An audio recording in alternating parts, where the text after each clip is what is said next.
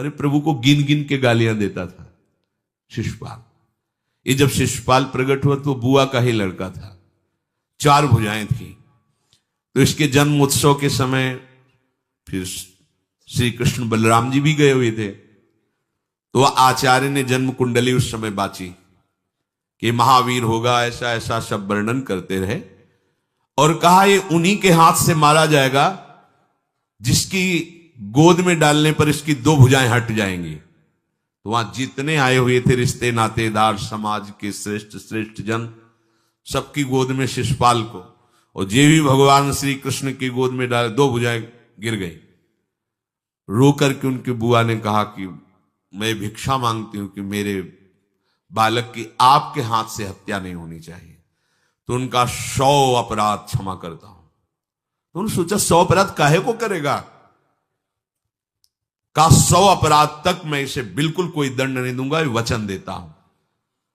ये जब से तोतली वाली बोलना शुरू किया तब से भगवान को गालियां देना शुरू किया था। इसका स्वभाव ही ये वैर, पूरा ऐसा वैर, भगवान को गालियां देता था।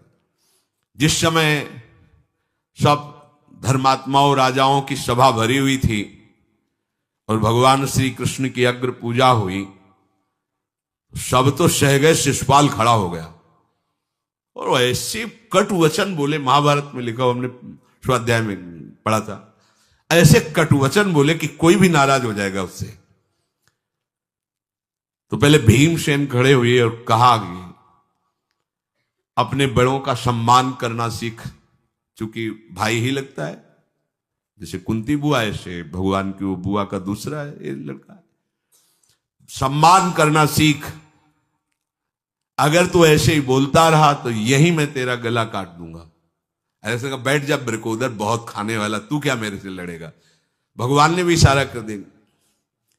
जब देखा कि ये बोलता ही चला, भीष्म जी खड़े हुए और भीष्म जी ने कहा, मैं श्री कृष्ण के चरण आसक्ति चित्त वाला हूं, अगर अब एक भी शब्द यहां बोला इसने तो मैं किसी की नहीं सुनूंगा, इसको नष्ट कर दूंगा। और दोनों सभाओं के सर पर पैर रखता हूं, जो श्री कृष्ण का विरोध करे उसके लिए मैं पर्याप्त हूं। भगवान ने कहा, चुप रहो, शांत रहो, सबको बैठा ला। वो गिनती शुरू किए थे, 98, 99 का शिशुपाल सावधान, जो तुम्हारी माता को वचन दिया था बस एक शब्द रह गया है, आगे मुझे दोषी कोई न ठहराए। 100 तक क्षमा करने की बात कही थी। जे ही, वो तो रुकने वाला थोड़ी था, जे ही आगे बोला सुदर्शन जी के द्वारा उसका वो परम उद्धार हुआ जो बड़े बड़े ऋषि मुनियों के लिए बड़ा दुर्लभ पद कहा गया है। गोपीजनों ने सौंदर्य माधुर्य निधि भगवान को अपना कांत माना, प्रीतम माना। एक ही वृत्ति, कितनी गजब की वृत्ति गोपीजनों की है कि सब कार्य करते हुए कृष्णाकार वृत्ति है। बेचने दही जा रहे हैं, बोल रहे कोई कृष्ण ले ले, दामोदर ले ले, माधव ले ले। कैसी वृत्ति है, देखो कैसी उच्च कोटि की अवस्था है। किसी भी भाव से हमारे प्रभु से जुड़ जाए तो इच्छा द्वेष द्वंद्वों से वो मुक्त हो जाए। और जब तक ये ठीक है, ये बेठीक है, इस तरह के द्वंद्व तुम्हारे हृदय में बने रहेंगे, तब तक मूढ़ता रहेगी और उससे पतन होता रहेगा। संसार का संबंध दृढ़ होता है इच्छा से। बहुत सुंदर बात है, संसार का संबंध दृढ़ होता ही है इच्छा से। इच्छा खत्म, संसार का संबंध खत्म। कितनी बढ़िया बात है। पर हम भागे घूम रहे हैं इच्छाओं की पूर्ति के लिए। जब एक बता दिया कि समुद्र है भगवान, जो चाहिए इन्हीं से क्यों नहीं, पर इनसे मिलने के लिए भी तुम्हें शराब छोड़ना पड़ेगा, तुम्हें मांस छोड़ना पड़ेगा, व्यभिचार छोड़ना पड़ेगा, गंदे चिंतन छोड़ने पड़ेंगे। वो राजी नहीं हो तो करो पाप और चाहो सुख। ऐसा कैसे हो सकता है? यही है जीव की परेशानी, यही है। वो ये चाहते हैं कि हे संत महात्मा, हे भगवंत, हमको छूट दो, हम खूब गंदे आचरण करें और आप हमसे सेव संतरा रुपया पैसा ले लो और आप ऐसा आशीर्वाद दो कि हमारी उन्नति होती रहे, दुख न मिले, हमें सुख ही मिलता है। कभी स्वप्न में भी नहीं हो सकता। तब लग कुशल न जीव कहूं, सपने हूं मन विश्राम, जब लग भजत न राम कहूं, शोक धाम तज काम। ये दुखों का खजाना काम अर्थात इच्छा, इसका त्याग करके भगवान की शरण में होकर जब तक नाम जप नहीं करोगे, स्वप्न में भी तुम्हें विश्राम नहीं मिलेगा। और नाम जप एक गंदे आचरण करने वालों के हृदय में नहीं हो सकता। नाम परम पवित्र है। ये तभी होगा जब आपका खान पान सात्विक हो, आपका वातावरण सात्विक हो, आपका बोलना उठना बैठना सब सात्विक हो, तब नाम भगवान कृपा करेंगे आपकी जिह्वा। फिर कौन सी इच्छा रह जाएगी, कौन सी इच्छा रह जाएगी?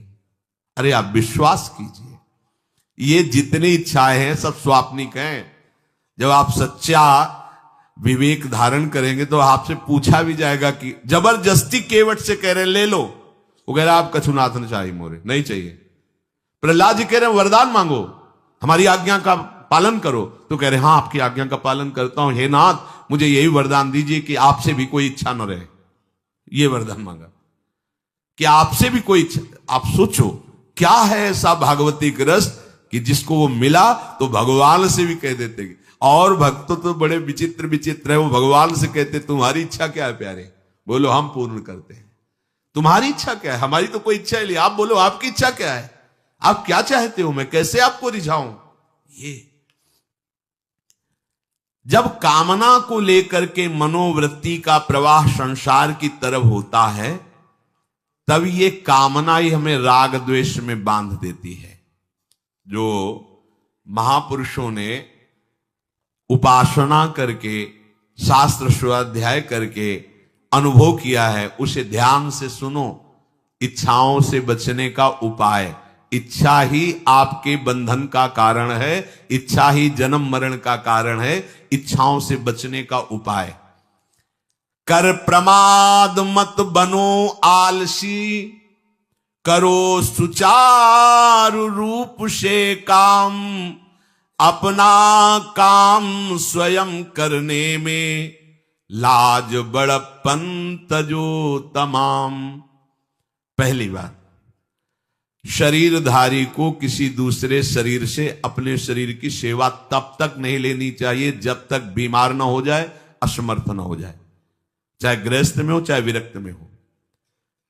ध्यान दीजिए, आप चाहे आपकी पत्नी हो, पुत्र हो, परिवार हो, आप उनके सेवक हैं, क्योंकि वो सब प्रभु के जन हैं। इस भावना से रहोगे, कभी नाराज नहीं होगे, कभी गुस्सा नहीं आएगा, कभी झगड़ा नहीं होगा।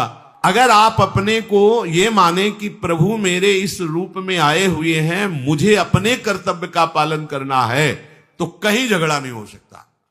तुम जो कर रहे हो तुम्हारा कर्तव्य, हमारा कर्तव्य है कि हम पति पुत्र परिवार आदि जो भी है, ये हमारे भगवान का स्वरूप है। मैं आप समझो वही भगवत साक्षात्कार, पर ऐसा कौन मानता है?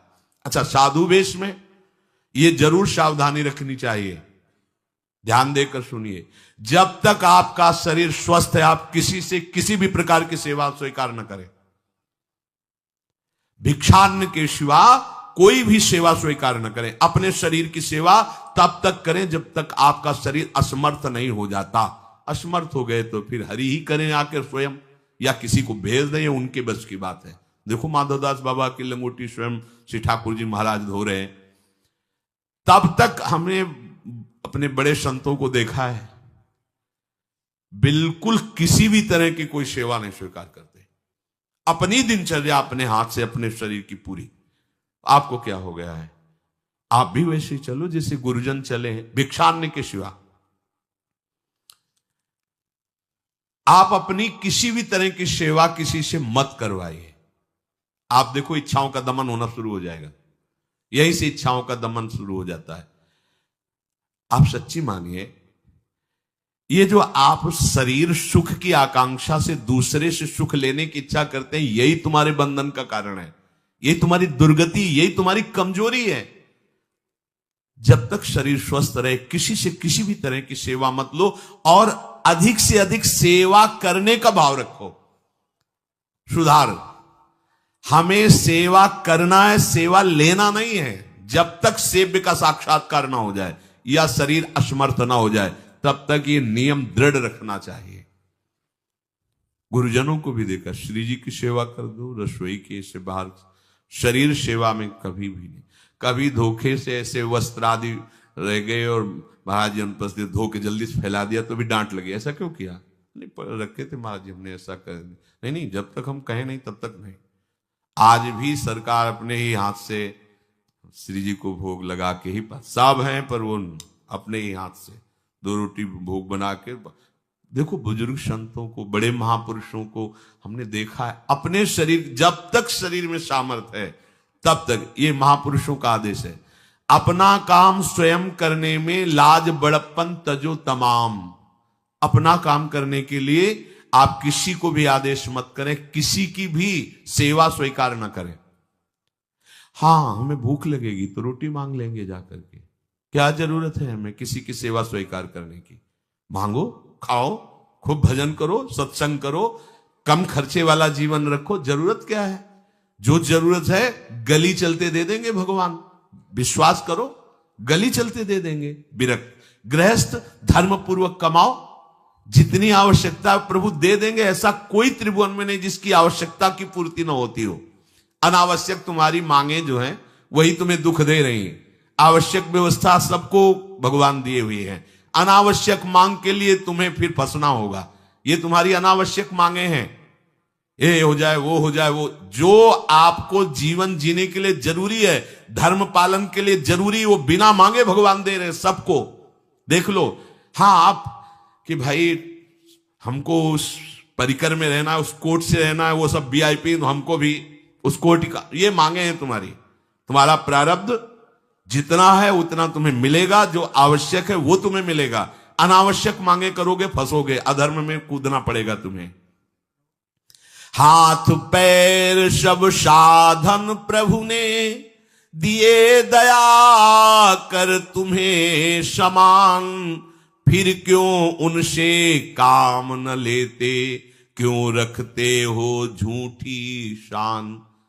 तुम्हारी सेवा के लिए तुम्हारे पास हाथ है, तुम्हारे चरण है, तुम्हें बुद्धि दी है, दूसरे से क्यों सेवा स्वीकार करते हो? प्रभु ने दया करके उद्धार के लिए तुम्हारे पास पूरी सामग्री दे दी, उसका प्रयोग करो। तन मन दोनों का हित करता, निश्चय शारीरिक श्रम युक्त। देखो, ये है जिसने अपना परम मंगल ठाना है, वो शरीर को कभी प्रमाद में नहीं रखता, चाहे गृहस्थ हो चाहे विरक्त हो। ये आलस्य प्रमाद किसी के लिए भी ठीक नहीं है।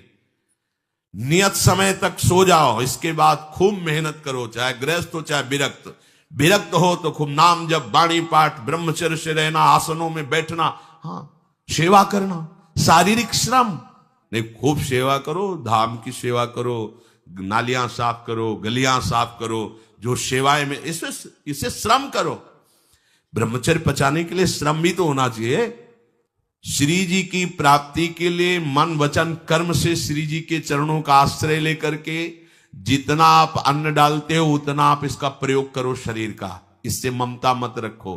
खूब धाम, पुराने संतों को देखो, सोहनी पकड़े कहां कहां तक परिक्रमा में लगा। हमने देखा है एक हरिदासी महात्मा थे, पीछे पानी घाट की तरफ उनकी छोटी सी कुटिया, किलोमीटर तक ऐसे ही सोहनी लगा रहे। वृद्ध वृद्ध महात्मा सेवा करें। अपने लोग जवान महात्मा होकर, शरीर स्वस्थ होकर, बेइज्जती सो, अगर सोहनी पकड़ के खड़े हो जाओगे गली में तो आपको लगेगा अपनी बेइज्जती हो रही है। वाह, कितनी बड़ी इज्जत है हमारी। स्वामिनी के महल की वीथियों में सोहनी लगाने में तुम्हें बेइज्जती लग रही, और आचार्य चरण याचना कर रहे हैं। यत्किंकरीषु बहुशा खलुका कुवाणी नित्यम परस्य पुरुषस्य शिखंड मौले तस्या कदापि रसनिधेर वृषभानुजायास तत्केल कुंज भवनांगण मार्जनीश्याम। लाडली जो ऐसी कृपा करो कि आपके वृंदावन धाम में कहीं सोहनी लगाने वाली, पोछा लगाने वाली मैं बन जाऊं। मांग रहे हैं। एक से कहा, भैया चाहे जितना बुरा प्रारब्ध हो, यहां जो भगत आते हैं उनके जूते साफ कर दिया करो, प्रारब्ध खत्म हो जाएगा। भाई आप समझो, ये वो दवा है जो बेजोड़ है, इसे कोई काट नहीं सकता। अच्छा, अगर ऐसे न समझो तो हम आपको समझा रहे हैं। गुरुद्वारे में चले जाओ, चाहे जितना बड़ा अधिकारी हो, सबसे पहली जोरी सेवा यही होती है, पादुका की सेवा करो। समझे में नहीं आ रहा तुम्हें? अरे जिसे हम हंसते हंसते कह रहे हैं वही तुम्हारे बंधन काटने का कारण बन जाए, यदि मान लो बात। पर वो हम जूता साफ करेंगे नहीं। मन से हम कितने गंदे हैं ये हम नहीं देख पा रहे हैं। वो तो बाहर वृंदावन की रज उनमें पादुका में लगी, छोटी मोटी बात नहीं है। पादुका जो रखी है ये बंधनी है, आप इनको ऐसे साधारण जूते मत समझना, ये रज में चलते। एक दिन एक ब्रजवासिनी माई रोटी रखे, उसके ऊपर पादुका रखे, एक हाथ में लाला लिए और एक हाथ में जल का ऐसे लिए, जारी उनका अभ्यास ऐसा। अब पादुका पहन के चलने में परेशानी होती थी, तो कोई एक संत थे और बाहर से आए हुए थे, तो हंस दिए कैसे बावरी रोटी के ऊपर जूता लगा। ऐसे मतलब कितने साल हो गए ब्रजवास करते हुए, वह कई वर्ष हो गए। अरे वो जूती नहीं है जो साधारण जूती है, वृंदावन बरसाने की रज लगी हुई, इसमें ये रज लगी हुई है, तुझे रज नहीं दिखाई दे रही, जूती दिखाई दे, क्या ब्रजवास कर रहा है, डांट के चल दी। ये समझो, हम कहें कि जूती साफ करो तो हम जूती साफ करेंगे, और ये है कौन सी जूती साफ में, क्या रज है। वृंदावन बरसाने सब जगह घूमते रहते हैं ये महाभागवत जन। अगर इनकी ये गृहस्थ विरक्त मत देखो, सब लाडली जी के लाडले हैं जो यहाँ आए हुए हैं। अगर हम उनकी पादुका साफ करेंगे तो हमारा हृदय साफ हो जाएगा, पर कोई मानता कहाँ है।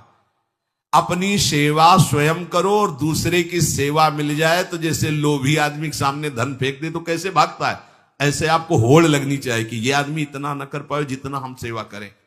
परमार्थ में शरीर पोषण नहीं, परमार्थ में शरीर की धज्जियां उड़ानी है, अहंकार की, देहाभिमान की। राखे अपने को सदा भगवत सुमिरन लीन, सुने न जग के दोष गुण, करे न चित्त मलिन। सदैव अपने को ये देखता रहे कि प्रभु का सुमिरन चल रहा है कि नहीं अंदर। ये बहुत बड़े काहे की परेशानी, हम तो यही समझ नहीं पा रहे कि इतनी झंझटें लेकर कैसे घूम रहे लोग।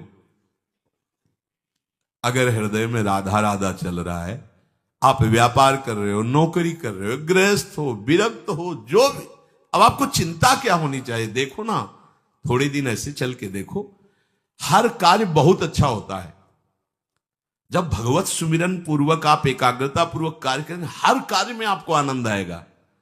पर वो तो शरीर पोषी, जैसे आग जलने में फफोला पड़ जाता है ना, उसको बहुत संभाल के रखते हैं, ऐसे देहाभिमानी साधक भी होते हैं।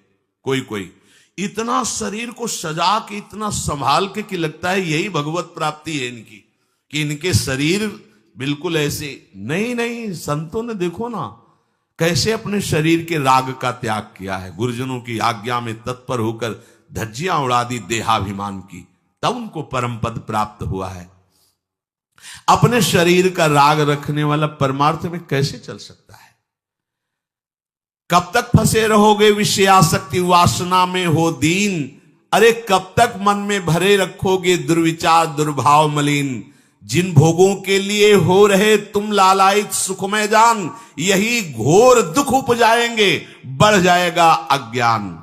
इसलिए छोड़ो सब आशा ममता, आसक्ति कामना मद अभिमान, एकमात्र शरणागत होकर भजो निरंतर राधे श्याम।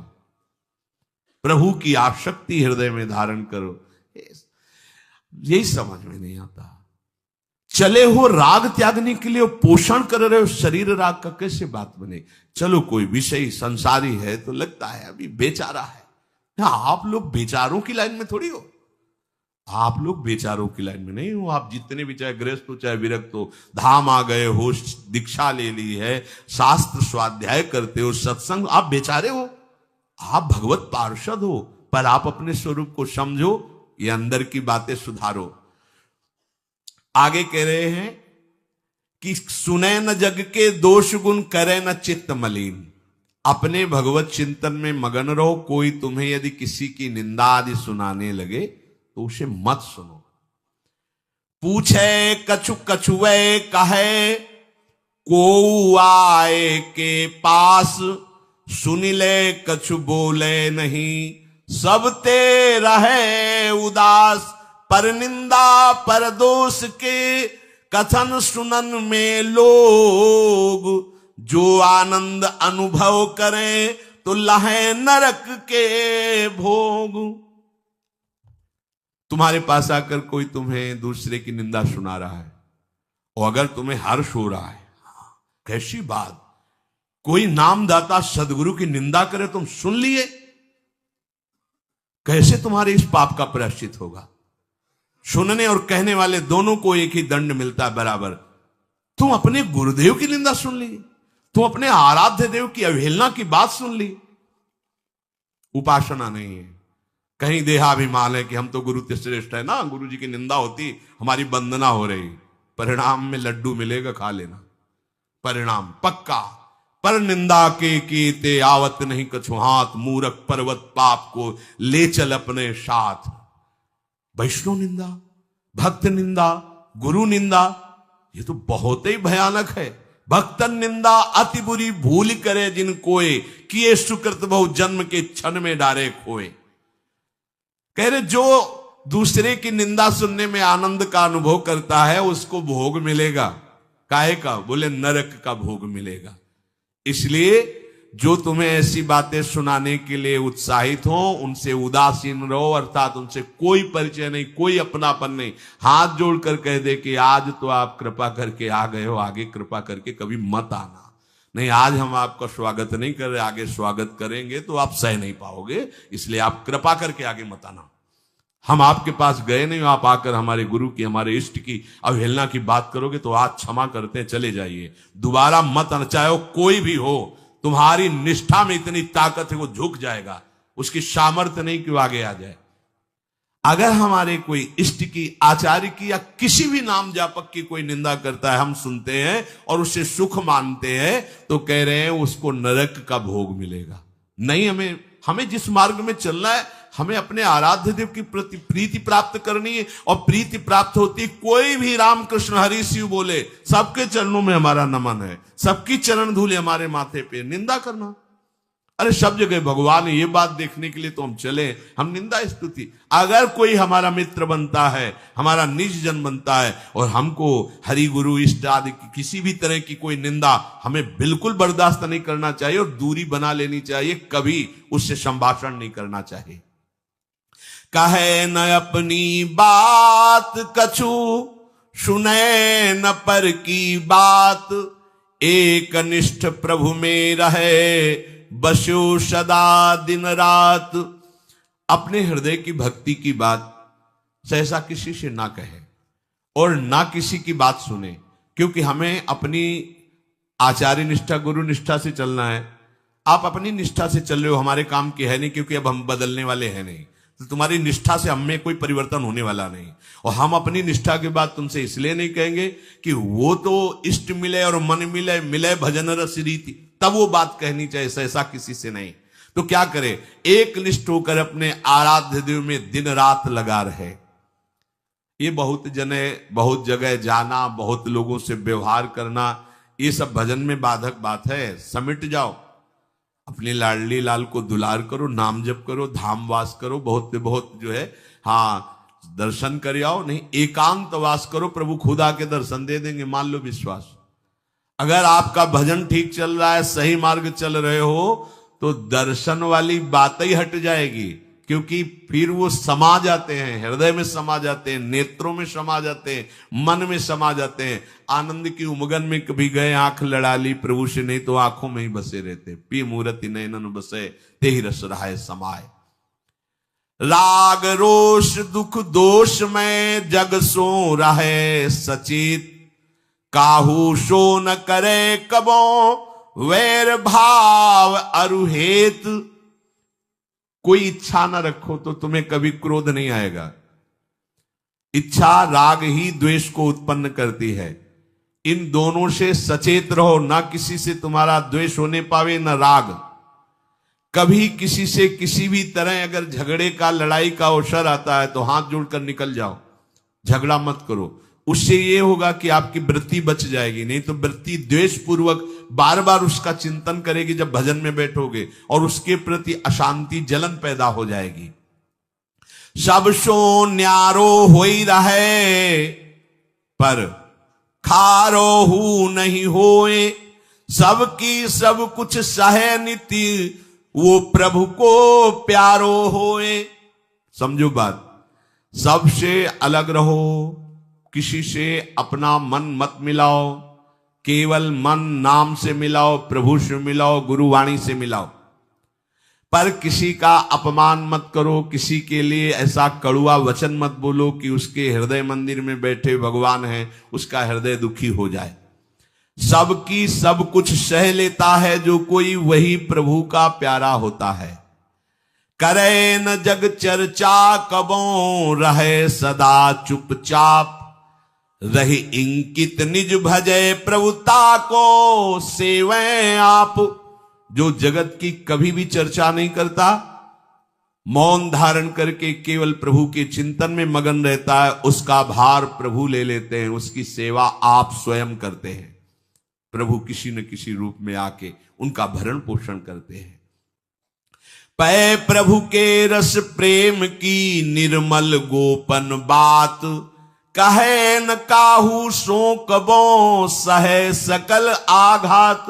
भजन में जो तुम्हें आनंद आ रहा है, जो तुम्हें स्वप्न में कोई अनुभूतियां हो रही या प्रगट में कोई अनुभूति हो रही, कभी भी किसी से भी वो बात ना कहे, क्योंकि ऐसा कहने से तुम्हारे भजन में विघ्न पड़ जाएगा।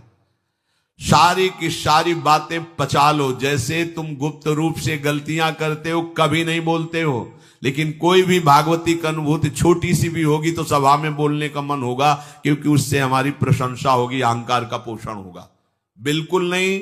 भजन संबंधी कोई भी आनंद की बात, कोई भी भगवदानंद अनुभूति कभी किसी से न कहे, एकदम छुपा जाए। अगर कोई ऐसा कि हमने तो ऐसे लक्षण आप में देखे, हाँ नहीं ये तो ऐसे ही तुम्हें यहाँ हंसुआ, हमारे अंदर ऐसा कुछ नहीं। कोई भी भागवतिक वृत्ति कहीं अपने में आरोपित करके प्रदर्शन का कार्य न कर दे। सह न सके पिय की तनिक निंदा, जो कहूं होए सहज त्याग सर्वस्व करी, डारे निज को खोए। यदि अपने आराध्य देव की कोई निंदा कर रहा हो तो वहां सहन न करे। सही न सके पिय की तनिक निंदा, जो कहूं हो। संत शंभु श्री पद अपवादा, कही सुनी तास मर्यादा, काटी जीव तासु जो बसाई, श्रवण मुनि न चले पर आई। यदि हमारे कोई आराध्य देव गुरुदेव की निंदा कर रहा है, ताकत हो तो उसकी जबान बंद कर दे, नहीं तो कान में अंगुली डाले उठ के चल दे, दोबारा उसका कभी चेहरा न देखे। भरत जी ने माता कैकेयी से कहा कि आपने हमें निमित्त बनाकर 14 वर्ष का वनवास भगवान श्री राम को दिया, इसलिए आज के बाद में कभी तुम्हें मां नहीं कहूंगा, पापिनी कभी तेरा मुख नहीं देखूंगा। भरत जैसे भगवान के अवतार परम पवित्र माता कैकेयी के लिए ऐसे कट वचन बोले, आज के बाद कभी मां नहीं कहूंगा, है पापिनी तेरा कभी मुख नहीं देखूंगा। ये जो हमारे इष्ट की निंदा कर दे, हमारे गुरुदेव की निंदा कर दे, हम उसे आदर देंगे, हम उसको बात सुनने के लिए बैठा लेंगे। हाँ और बाओ, हमें और गंदा करो। सहज त्याग सर्वस्व करी, डारे निज को खोए। अपने अपनत्व को अपने आराध्य देव में सहज समर्पित कर दे। या जग में जाके हृदय ऐसो प्रेम समाए, हरिता को अति चाव सो रखें सदा अपनाए। इस जग में जिसके हृदय में ऐसी निष्ठा होती है, तो हरि उसे अपना मान करके फिर स्वयं उसका भार लेकर इस संसार में रखते हैं, अर्थात उससे वही कराते हैं जिससे जग मंगल होता है।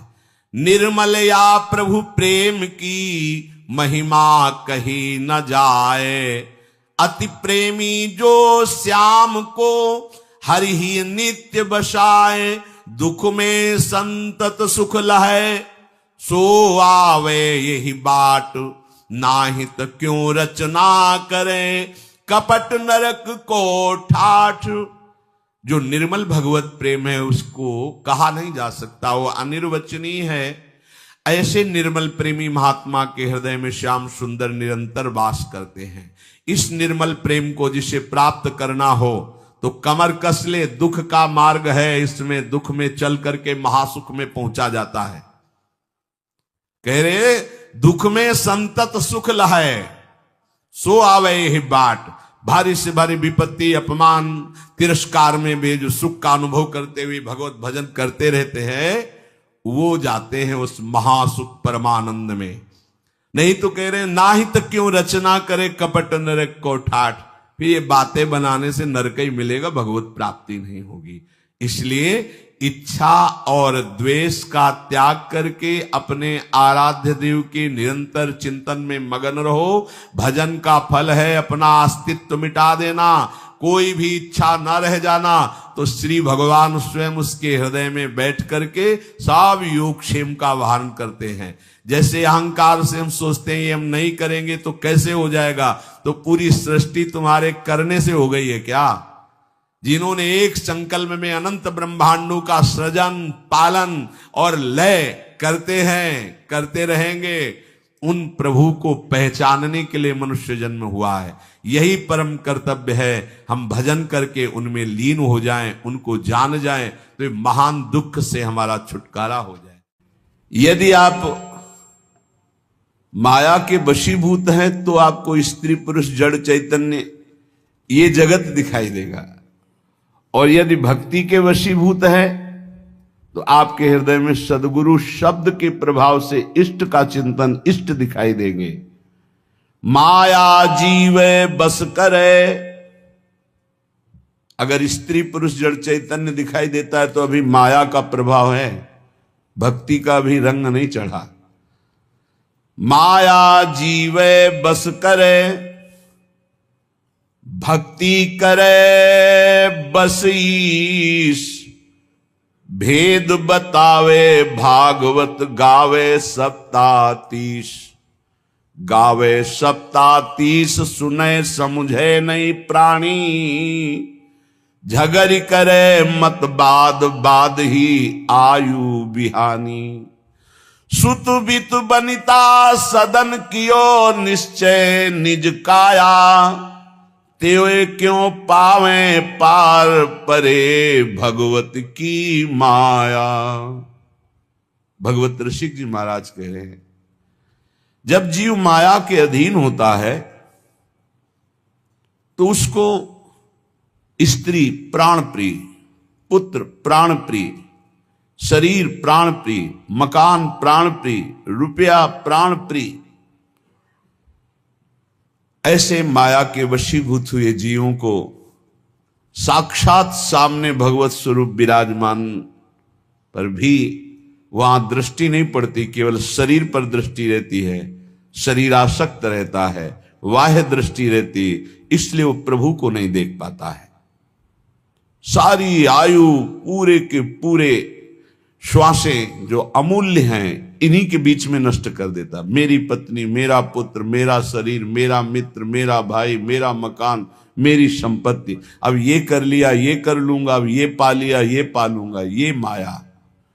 भक्ति करे बस ईश, जब भक्ति का रंग जागृत होगा तो भगवान अधीन हो जाएंगे, उसके अंदर समस्त भागवत गुण आ जाएंगे जो श्रीमद् भागवत में वर्णन किए गए हैं। श्रीमद् भागवत में जो धर्म का स्वरूप 37 लक्षण बताए गए वो उसमें जागृत हो जाते हैं।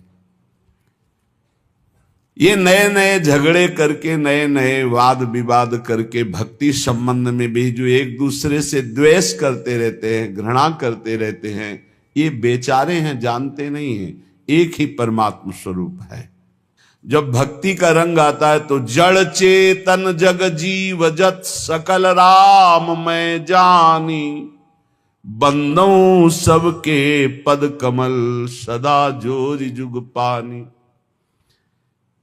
इसीलिए बड़े कृपा पात्र हैं जो सुलझा हुआ सत्संग प्राप्त हो जाए, नहीं तो भक्ति भी उलझा देती।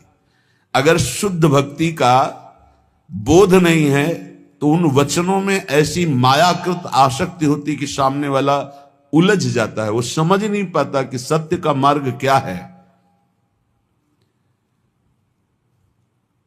जब सत्य का मार्ग नहीं समझ पाता है तो अपराध बन जाते हैं, अपराध बन जाते हैं तो माया वैसे ही फिर अपना प्रभाव दिखाती रही, कुछ लाभ नहीं मिलता। जीव के हृदय में जब भक्ति का रंग चढ़ेगा तो वासना फीकी लगेगी, संसार में सब कोई अपना प्रभु, ऐसा भाव आने लगेगा तो जानना हमारी शुद्ध भक्ति आ रही। फिर वैष्णव जन को देखने से तो ज्यादा हमारा भाव बढ़ना चाहिए। सातों सब मुहिमें जग देखा पर मोते अधिक संत कर लेखा। पर बड़ा विचित्र है, हम देखते हैं कि मन की वृत्ति को ऐसा फांस दिया जाता है कि वो कमजोर उपासक जिसको शुद्ध ज्ञान नहीं है वो शुद्ध भक्ति की तरफ बढ़ ही नहीं पाता, वो वैर विरोध कर लेता है। और गुरु सोई जो साधु सेवावे, साधु सोई जो विषय छोड़ावे। तस्मात् शास्त्रम प्रमाणम थे। गुरु कौन? जो साफ संतों में भगवत बुद्धि कर दे। संत कौन? जो संसार के विषय राग को मिटाकर भगवान का अनुराग प्रकट कर दे। ये माया में फंसे हुए जीव ऐसे माया के लड्डू खा रहे हैं कि पूछो मत, और पेट कभी भरेगा नहीं क्योंकि माया के लड्डू हैं। खावे नहीं पछताए सो, भूत के लड्डू कैसे? खावे नहीं पछताए सो, और खावे सो पछताए। ये जग लाडू भूत के, दुह भांति दुख पाए। जब वैराग्य मार्ग में चला जाता है ना, और जब कोई अपने परिवार के सहित उतरता है ना, वो कई दिन भिक्षा नहीं मिली, ठोकरे खाया हुआ, प्रकृति का कष्ट सहता हुआ जब उधर देखता है कि हंसते खेलते हुए बात करते, तो उनको लगता है क्या जिंदगी सुखमयी है। भूत के लड्डू। और वो इतनी समस्याओं में अंतर से जल रहे हैं, इतनी वासनाएं उनकी बढ़ी हुई हैं, वो भी पछता रहे हैं। कितने ऐसे सत्संगी कहते हैं अगर पहले सत्संग मिल गया होता ना, हम संसार में ही नहीं फंसते, निकल जाते। जो संसार से निकाले जा रहे हैं वो उधर देख रहे हैं, छुप के देख रहे हैं। भूत के लड्डू बहुत विचित्र। विवेक का प्रयोग असत वासनाओं को रोकने के लिए, ना कि बढ़ाने के लिए है। उसे विवेक कहते हैं। बुद्धिमान बहुत लोग हैं लेकिन अपने को नष्ट कर रहे हैं बुद्धिमान बन करके। खावे नहीं पछताए सो, खावे सो पछताए। ये जग लाडू भूत के, दुह भांति दुखदाय। दुह भांति दुखदाई, खाज ज्यों नखन खुजावत। भोग सुख कितना है? बोले जैसे नई दाद हुई हो। प्रहलाद जी ने भी वर्णन किया है भगवान नरसिंह जी की स्तुति में। ये भोग सुख, काम सुख कितना सुख देता है? बोले जैसे नई दाद हुई हो, नए दाने दाद, और फिर खुजलाओ, फिर इसके बाद जो फबदता है, फिर जो जलन होती है। दुहु भांति दुखदाई, खाज ज्यों नखन खुजावत। ये रोग भोगते होए शिष्ण रस नाहित धावत। श्री भगवत उरधारी, भक्त करे मन को दाबे। गुरु आज्ञा अनुकूल रहे तो न वेदन पावे। बहुत दिव्य महापुरुष भगवत रसिक जी। भगवत रसिक जी कहते हैं भोग क्या है? बोले भूत के लड्डू। जो खा रहे हैं वो पछता रहे, जो नहीं खा रहे वो पछता रहे। ये जो भोग रहे हैं उनके हृदय से पूछो, रात दिन उसी के चिंतन में जल रहे हैं, श्वासें नष्ट कर रहे हैं, आज तक तृप्ति नहीं। अब ये भोग लूं, इसको भोग लूं, उसको। भगवान बचावे ऐसा नाशवान खेल, ऐसा घृणित खेल, ऐसा धिक्कार युक्त खेल की दिव्य परमानंद से विमुख कर देता है। जीव को सोच ही नहीं रह जाती कि मुझे भगवत प्राप्ति करनी है। अंत में कोई सत्य वस्तु तो हाथ नहीं लगी तो पछताना ही रहता है। जो नहीं भोगता है वो जब भोगी पुरुषों को देखता है तो लगता है बड़ा सुख है इनके। भगवान आजकल तो और ही कृपा किए हुए हैं, बहुत ही कृपा किए हुए हैं। पहले तो मर्यादा से उठना बैठना चलना होता था, अब तो चलना भी ऐसे हो रहा है कि वस्त्र आदि का धारण करने का जो पूर्व पद्धति, उन पद्धतियों का त्याग, चलने की मर्यादा का त्याग, व्यवहार बड़ा ही अपवित्र और अशुद्ध, और जेब में मोबाइल तो वो अशुद्ध दर्शन, अशुद्ध श्रवण, मनमानी चित्तवृत्ति भाग रही संसार की तरफ। ये जो त्याग के मार्ग में चल रहे हैं, और ये जो भोगों का आकर्षण बहुत बड़ा भारी ये माया का दुख है, वो समझ नहीं पाता, बस वही चिंतन बना रहता है। और जो भोग रहे हैं वो और भोगों की लालसा में जल रहे हैं। बोले ये माया के भूत के लड्डू दोनों को दुख दे रहे हैं, जो नहीं भोग रहे हैं उनको भी और जो भोग रहे हैं उनको भी। ये जो नहीं भोग रहे हैं इनको कैसे बचना होगा? बोले ये तन से तो छोड़ रहे हैं, मन से ग्रहण कर रहे हैं, इसलिए इनको दोनों ही दुख होए। रसबल छूटे जो विषय तब ही तो सुख होए। राधा राधा राधा राधा नाम सुधा रसम, ये रसबल है। जब नाम जप करोगे तो घृणा हो जाएगी। कौन सा ऐसा स्थान है जो भगवान के नाम रूप लीला धाम से भी अधिक महत्वशाली है? अरे वमन हो जाए ऐसे घृणित अंग हैं, उल्टी हो जाए ऐसे घृणित अंग, बदबूदार अंग, मलमूत्र के भांड इस शरीर को प्रिय, इस शरीर को प्रिय, इसमें सुख। भगवान बुद्धि शुद्ध करे, कृपा करें। नहीं चाहे जितना प्रवचन कर लो, चाहे जितना प्रवचन सुन लो, अगर भजन नहीं है ना तो स्थिति वही होगी। जिनकी आप निंदा कर रहे हो उन्हीं में नाक रगड़ोगे। ये माया का ऐसा विशुद्ध जो जाल है, उससे निकलने के लिए जब तक पूर्ण भगवान की शरणागति नहीं होगी तब तक कोई उपाय नहीं है। नाटक से नहीं निकल सकते। दैवी हेषा गुणमयी मम माया दुरत्तया मामेव ये प्रपद्यन्ते माया में ताम तरंतिते। 50 वर्ष हो जाते हैं फिर भी वही नारकी भोगों की तृष्णा मिटाना कठिन हो जाता है। और जो भगवान की शरण का रास्ता पा गए, कम समय में इस माया पर विजय प्राप्त कर लेते हैं। कह रहे हैं भगवत ऋषिक जी, भगवान श्री हरि सबके हृदय में विराजमान हैं, पर जब तक भगवान के चरणारविंद का आश्रय लेकर विशुद्ध भक्ति नहीं होगी तब तक कुछ लाभ नहीं मिलने वाला।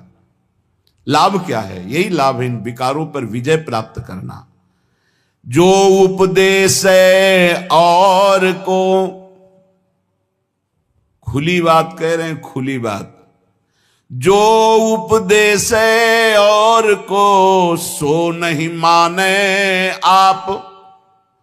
देखो जगत प्रवीणता ठगे आपको आप, ठगे आपको आप। विषय स्वार्थ नहीं छूटे, परमार्थ पत हेत बके, पर धन को लूटे। पंडित संत महंत गोसाई परमहंस जो, लोभ ग्रसे सब लोग नहीं भगवत सहाय जो। बड़े ही विरक्त फक्कड़ महापुरुष, किसी की कुछ भी आन कान न रखने वाले। बोले जो उपदेश के अनुसार आचरण नहीं करता है मैं उसे कुछ नहीं मानता हूं। भगवत ऋषि जी कहे, जो वाणी में वही मन में वही आचरण में हो तो तुम्हारा प्रवचन ठीक है। प्रवचन कुछ और, मन में कुछ और, आचरण कुछ और। तो पंडित संत महंत गोसाई परम हंस जो, लोभ ग्रसे सब लोग नहीं भगवत सहाय जो। जो उपदेश है और को सो नहीं माने आप। देखो जगत प्रवीणता ठगे आपको आप।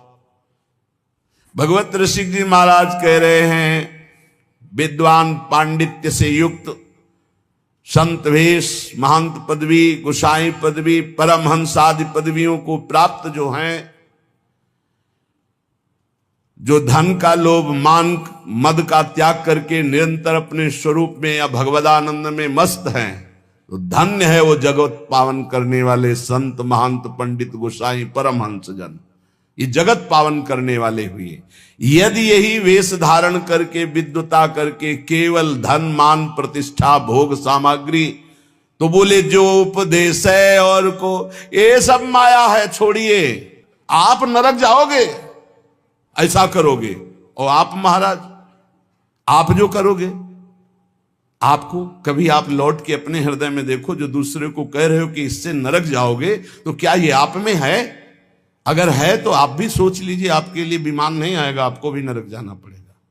पूज्यपाद श्री उड़िया बाबा जी महाराज के पास एक बहुत विद्वान पुरुष है, उनकी वाणी जी में, उपदेशों में अमृत बरसता है। बाबा से कहा, बाबा आप सिद्ध पुरुष हो, बताओ मुझे भगवत प्राप्ति होगी? बड़े सम्माननीय थे। पूज्य स्वामी श्री अखंडानंद सरस्वती जी लेखनी में लिखते थे जो बाबा बोलते थे। बाबा ने कहा तुम्हें 7 जन्म तक भगवत प्राप्ति नहीं होगी, 1 जन्म के बाद क्या? कांप गए। क्यों बाबा? बोले हमसे पूछते हो क्यों? जो उपदेश देते हो आचरण में उतारते हो। शुभ गति कभी बेविचारी पुरुष को प्राप्त नहीं हो सकती। भगवत ऋषि जी ऐसे सिद्ध महापुरुषों में है जो किसी की कहानी नहीं रखते, किसी की। पंडित संत महंत गोसाई परम हंस जो, कौन से? बोले लोभ ग्रसे सब लोग नहीं, भगवत सहाय जो। इसलिए दूसरों को परमार्थ उपदेश करने का अधिकार उसी का है जो स्वयं परमार्थ का पथिक है। जो बोले वही आचरण में होना चाहिए, वही मन में होना चाहिए। वचन मन आचरण एक होने चाहिए, तभी उपदेश सार्थक माना जाता है। जो स्वयं परमार्थ की बातें करता है और विषय भोगों में रति है, रुपया में रति है, मान प्रतिष्ठा में रति, भगवत ऋषि जी महाराज कहते हैं चाहे कोई भी हो, इनसे हमारी भगवत सहायता होने वाली। हमने नहीं कह रहे, भगवत ऋषि जी बोल रहे हैं। उनमें पहले बोला है कि जो उपदेश कर रहे हैं और अपने आचरणों को उसी के अनुसार चला रहे हैं, उपदेश के अनुसार, वो जगत पावन करने वाले हैं। चाहे पंडित हो, चाहे संत हो, चाहे महंत हो, चाहे गोसाई हो, चाहे परमहंस हो। सतरत सतरत सा लोकांतार्यति। ए भाई, उपदेश के अनुसार चलो, भगवत उपदेश के। हमारे संत जन, हमारे महंत जन, हमारे पूज्य गोसाई जन, हमारे पूज्य विद्वान जन जगत का सदैव मंगल करते रहे, मंगल करने वाले हैं। ये केवल विषय प्रवचन का या धन लेने का या मान प्रतिष्ठा का नहीं, ये जगत मंगल का विषय है। इसका उपहास न बनाया जाए। आज लक्ष्य को उद्देश्य न रख करके उसका उपहास बनाया जाता है। सच्ची मानिए, वो सब व्याख्या करने से समझ में ही नहीं आएगा। बस इतना समझ लीजिए कि जो उपदेश है और को सो नहीं माने आप, देखो जगत प्रवीणता ठगे आपको आप। जिनके उपदेश से आचरण न मिलते हो, जिनका मन और हो, उपदेश और हो, आचरण और हो, तो दूरी बना के रखना चाहिए। राधा वल्लभ श्री हरिवंश। खूब भजन करो, संग करो, तो मनस्य कम वचस्य कम। जिनका मन वही, वचन वही, चरित्र वही, तो बात बनेगा, नहीं तो नहीं बनेगी। बोले ये दूसरों से धन ऐठना, मान प्रतिष्ठा, ये भगवत सहायता क्या कर सकते हैं कि हमारी को भगवत प्राप्ति करा दे? नहीं भाई, नहीं। सदाचार का पालन और मन को निरंतर भजन में लगाते हुए जो उपदेश उसके अनुसार स्वयं आचरण में, नहीं तो बहुत लज्जा का विषय होता है हम दूसरे को त्यागी बनाना चाहें और स्वयं भोगी। ऐसा असंभव हो ही नहीं सकता, ऐसा हो ही नहीं सकता। विद्या रूप महत्व कुल सबकी धज्जियां उड़ाए हैं महापुरुष हैं। जैसे ऊपर में वर्णन किया, अब नीचे कह रहे विद्या, आज उनका पूजन है इसीलिए उनकी वाणी वैसे प्रायः होती ही रहती है। विद्या रूप महत्व कुल धन जोबन अभिमान, षटकंटक देखे जहां रहे न भक्ति निदान। रहे न भक्ति निदान स्वांग सब नगर नारी के, विषयन हाथ बिकाए नहीं रिजवन भतारी के। जग बंचन के हेतु सबे गुण सीखे जिद्या, भगवत भक्ति बिहाय कहा कीनो पड़ी विद्या। एक बार यमुना जी के पावन पुलिन पर बैठे किसी पद का चिंतन हो रहा था, तो थोड़ी देर बाद आवाज सुनाई देने लगी, प्यारे बहनों और भाइयों, महाराज ऐसे ऐसे। तो हमने कहा टेप चल रहा है क्या? तो ऐसे झांक के देखा तो एक विद्यार्थी भागवत के रिहर्सल कर रहा था। रिहर्सल, प्यारे बहनों और भाइयों, वहां कोई नहीं है, वो केवल सीख रहा है कि मुझे कैसे समाज में बोलना है। ये भगवत शास्त्र सीखने वाली चीजें नहीं। आप त्रिकाल संध्या कीजिए, खूब नाम जप कीजिए और भागवत का शुद्ध श्लोकों का गायन कीजिए। अपने आप भगवान सुखदेव जी आपके हृदय में बैठ करके भागवत का रहस्य विस्तारित करने लगे। अगर हमारा लक्ष्य बना धन, हमारा लक्ष्य बना कि समाज जोड़ करके वासनाओं की पूर्ति, तो इन शास्त्रों का रहस्य हम नहीं जान पाएंगे, नहीं जान पाएंगे। सच्ची मानिए, अपने किसी शिष्य को भागवत की शिक्षा नहीं दी भगवान व्यासदेव जी ने, रचना करके तब तक गुप्त रखा कि इसका अधिकारी चाहिए। जब देखा कि हमें भी आसक्त नहीं है मेरा पुत्र, तो बोले यही है अधिकारी श्रीमद् भागवत का। जब स्वयं पुकार रहे हैं, पुत्रेति तन्मयतया तरवे भिनेदुस तम सर्वभूत हृदय मुनिमान तो उसमें हा पुत्र, लेकिन भगवान सुखदेव जी पीछे मुड़ करने बड़ी प्रसन्नता हुई कि श्रीमद् भागवत का अधिकारी मेरा यही पुत्र है। पर वो अनासक्त है, मेरा ही रूप लौट के नहीं देखा, अपनी मां का रूप नहीं देखा, तो ये रूप लीला का गान क्या करेगा? ये तो स्वयं बोध संपन्न है। सुकोहम वृक्षों से निकलने लगा तन्मयता में, तन्मयतया जे ही तन्मयता, तो हर वृक्ष से निकलने सुकोहम, मैं सुखदेव हूं, मैं सुख। इतनी ऊंची स्थिति का ब्रह्मबोध संपन्न महात्मा काहे को भागवत याद करेगा? एक श्लोक रूप माधुरी का कान में पड़ा, बरहा पीडम नटवर बपू, आसक्त हो गए श्री सुखदेव जी। ऐसे श्री कृष्णचंद्र जी की रूप माधुरी गान करके, और पक्का श्रीमद् भागवत में इतनी सामर्थ्य है, हृदय से कह रहा हूं कि सांगो पांग पद्धति से एक बार सप्ताह की श्लोक कान में पड़ जाए 18,000, तो महापापी भी परम पद का अधिकारी हो जाएगा। इसका प्रमाण धुंधकारी स्वयं उसी में है कि धुंधकारी 7 दिन बिना कुछ खाए पिए 18,000 श्लोक श्रवण करता है, मनन करता है, तो विमान आता है और बैठ करके चला जाता है। और कोई साधन नहीं, केवल 7 दिन भागवत सुनने मात्र से भगवत प्राप्ति। तो ये नहीं कि सब भागवत केवल धन के लिए ही करते हैं या मान प्रति, नहीं।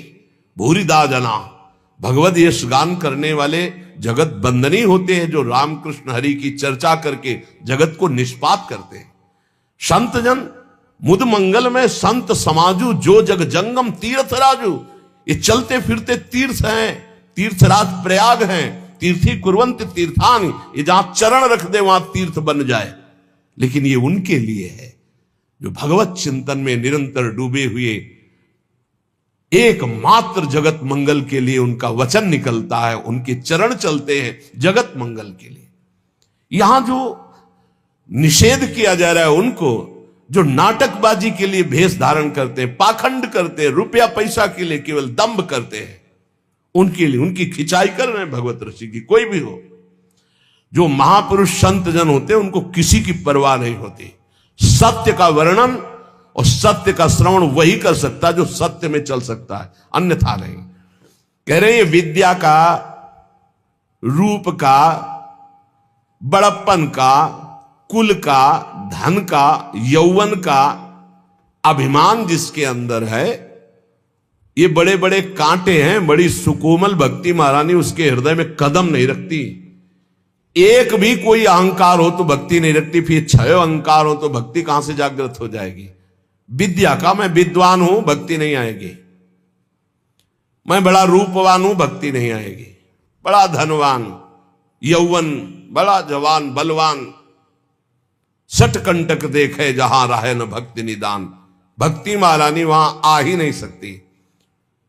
विद्या आदि पर अहंकार करने वाले व्यक्ति का सारा खेल केवल नट का खेल होता है। जैसे नट प्रदर्शन करके लोगों को रिझाता है, ऐसे ही जैसे नगर नारी कहते हैं वैश्या को, जैसे वैश्या पूरा श्रृंगार करती है सब, तो अपने पति को रिझाने के नहीं, लोगों को फंसाने के लिए, ऐसे ही विषयी मनुष्यों को रिझाकर उनके हाथ से धन आदि, लाभ आदि, की आकांक्षा रखने वाले ये भरतार श्री हरि को रिझाने के लिए नहीं करते, ये विषयी पुरुषों को रिझाने के लिए।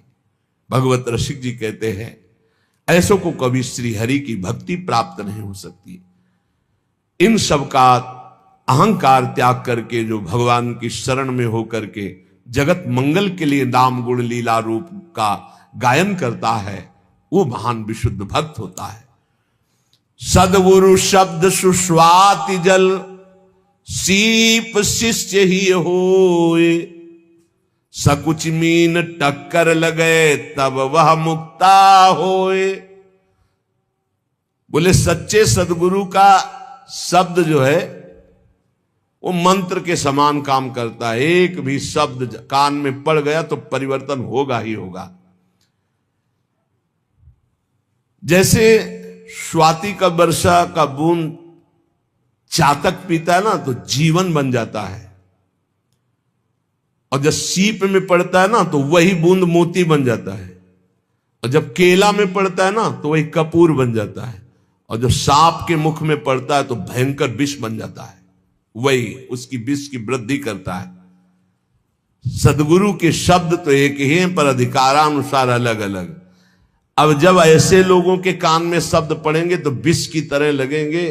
अपने को बहुत बड़ा समझता है, दूसरों को ऐसे ऐसे।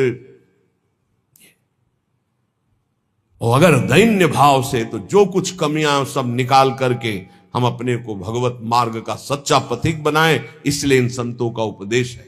इसलिए कह रहे एक ही बूंद है, वही सीपी में पड़ा तो मोती बन गया, केले पे पड़ा तो कपूर बन गया, चातक की चोंच में आ गया तो जीवन बन गया उसका, क्योंकि वो उसी से अपनी प्यास बुझाता है। सांप के मुंह में चला गया तो विष बन गया। सदगुरु शब्द सुस्वात जल सीप शिष्य ही होए, सकुच मीन टक्कर लगे तब वह मुक्ता होए। तब वह मुक्ता होए सजाती संगति जैसे, ना तरु तोए को तोए होए नहीं मुक्ता ऐसे। भगवत रसिक अनन्य बधु नव गर्भ धरे उर, सदा सहायक सास स्वामिया जानो सतगुरु। सच्चे सदगुरु का जब शब्द निकलता है तो मंत्र की तरह काम करता है, बाण की तरह, अमोघ बाण बेध देता है, अंदर की कच्चाई को भस्म करके सच्चा बना देता है। अगर शिष्य के हृदय रूपी सीपी में वो शब्द टिक जाए और वो सकुचा करके अपने सारे दोषों को अंदर जो देख रहा है, ये धिक्कार है हमारे अंदर ऐसे दोष हैं, इनको मैं त्यागूंगा, गुरु चरणों के बल से मैं निर्विकार बनूंगा। बोले जे ही उसके हृदय में ऐसी बात तो मानो सकची रूपी मीन का टक्कर लगा तो वो दिव्य मोती बन गया। मोती दिव्य तेजों में प्रियालाल के भाव को प्राप्त हो गया। भाव रूपी मोती, भावोत्सवेन भजताम रस कामधेनु। अगर सजाती साधु संग ना मिले, गुरुदेव की बात पर पूरी श्रद्धा ना हो पावे, तो वो शब्द मात्र रह जाता है, अलग प्रभाव दे देता है। वो गए थे सत्संग में, सबको ललकार रहे थे, सबको ललकार। ये गया सांप के मुंह में, सांप के मुंह में विष बन गया और वो विष उगल रहा है। अरे अपने को तो महापुरुष समझते हैं, दूसरे को घासफूस समझते हैं। हमने सुना था प्रवचन में, कुछ रहे और वो बूंद गया।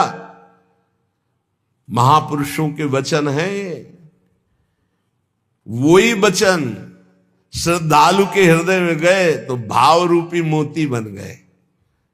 वही वचन अश्रद्धालु, ऐसा नहीं भगवान सब पर कृपा करते, कभी कभी अश्रद्धालुओं को भी सत्संग मिलता है।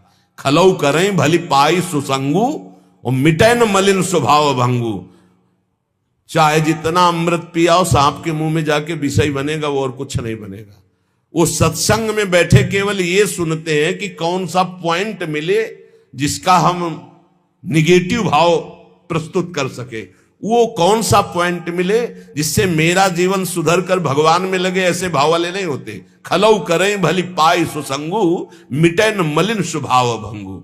भगवत रसिक जी कहते हैं, जब कोई अपने गुरुदेव का अनन्य होता है, बधू जैसा, जैसे बहू नहीं होती, बस पहले के भाव थे, मेरा पति मेरे लिए भगवान है और जिस घर में मैं आई ये मेरे भगवान का मंदिर है, अब इस डेहरी पे ही मेरे प्राण समर्पित है।